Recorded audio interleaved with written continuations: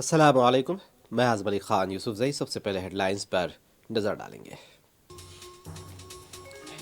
زرعی قوانین کے خلاف احتجاج کر رہے کسانوں سے آج حکومت کی ہوگی بات چیت، فریقین کا اٹل موقف، بات چیت بے فیض ہونے کا امکان۔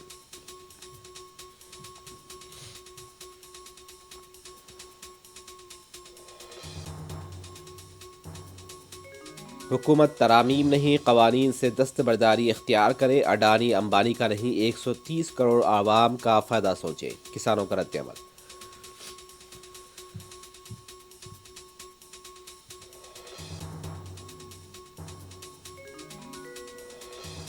برطانیہ کے لیے آنے اور جانے والی پروازوں پر پابندی میں 7 جنوری تک توسیع، مرکزی وزیر ہردیپ سنگھ پوری نے دی اطلاع۔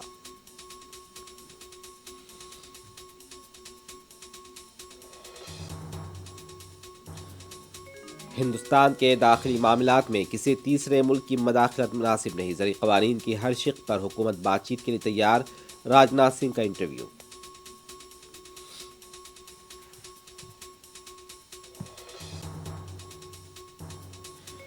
ملک میں فرقہ وارانہ کشیدگی کا ماحول پیدا کرنے کے لیے لو جہاد جیسی آرڈیننس کا ہو رہا ہے استعمال، مفتی مکرم کی بی جے پی پر تنقید۔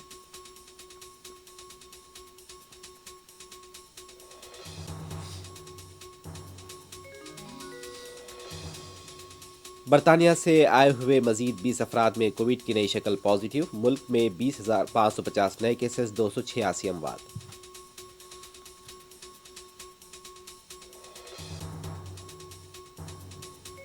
اسرائیلی طیاروں کی شام میں ایرانی ملیشیاؤں کے ٹھکانوں پر بمباری، جوابی کارروائی کرنے شامی فوج کا دعویٰ۔